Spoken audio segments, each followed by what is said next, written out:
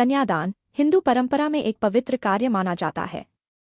इसी भावना के साथ सेवा पथ संस्था 10 नवंबर रविवार को माता स्वरूपी 9 कन्याओं का निःशुल्क ऐतिहासिक कन्यादान करने जा रही है। यह 5वां आयोजन होगा, जिसमें महाराष्ट्र के वर्धा से अदरकास्ट विवाह भी शामिल है।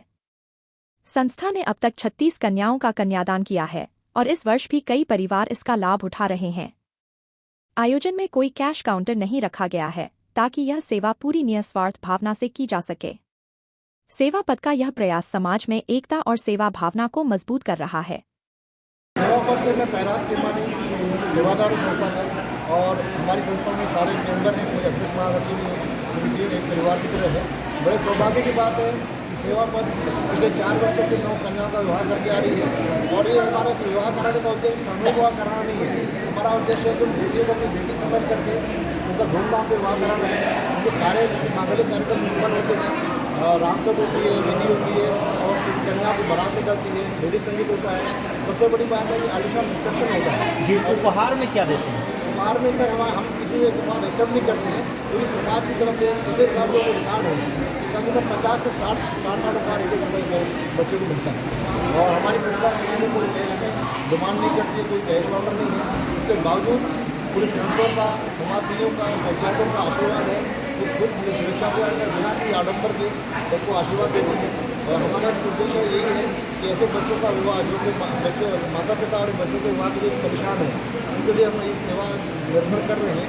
पिछले वर्ष की बात है, किसी ने बताया कि 2 बच्चियाँ ऐसी थी जिनके माता पिता नहीं थे, केवल बुजुर्ग दादी थी।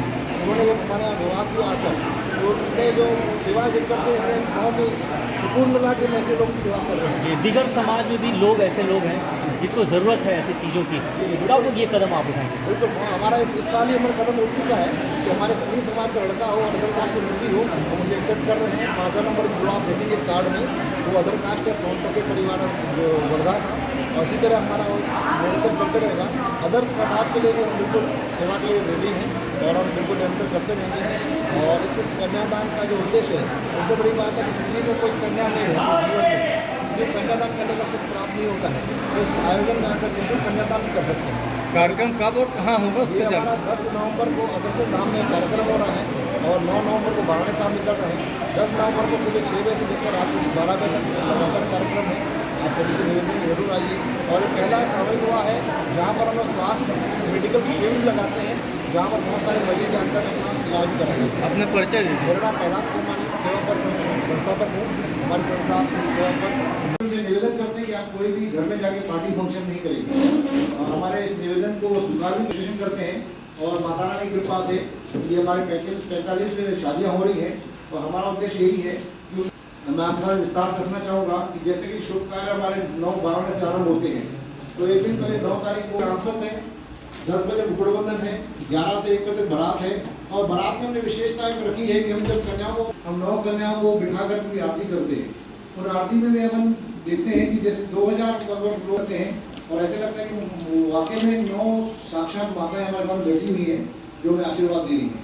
उसके बाद विशाल मंच पर रिसेप्शन कराते हैं, 120 फीट की हमारी स्टेज बनती है, वर्बल वो भी हम धूमधाम से एंट्री कराते हैं, उनका अच्छे से वेलकम होता है, फिर संतों का वेलकम होता है। कि हमारा जो उद्देश्य है कि इस सेवा का लाभ सिर्फ रायपुर वालों को नहीं मिलना चाहिए, पूरे शहर को मिलना चाहिए। और पिछले 5 वर्ष हमने विशेषता और रखी है कि जैसे आप कोई एक शादी करते हैं तो आप देखा होगा कि कोई टाइम की कोई पाबंद करोड़ों रुपए खर्च कर लीजिए, आपको कोई वेटर खाना खिलाएगा, कोई केटरर्स खिलाएगा, कोई स्टाफ खिलाएगा। लेकिन हमारे यहाँ कोई पानी पिला रहा है, कोई चाय पिला रहा है, कोई बारात संभाल रहा है, कोई संतों की सेवा कर रहा है, कोई रिसेप्शन संभाल रहा है और इस महायज्ञ में आहुति दे रही है। यह हमारा उद्देश्य रहता है। और जैसे कि हमने बताया कि अपनी माता में दूसरा जो आडम्बर हो रही है, दिखावे की शादियाँ हो रही हैं, उस पर हमको लगाम लगाते हैं। और इसी तरह हमारी सोच ये रहती है कि मैं हमेशा आभारी हूँ कि आप सभी ने हमें सहयोग दिया, मार्गदर्शन दिया।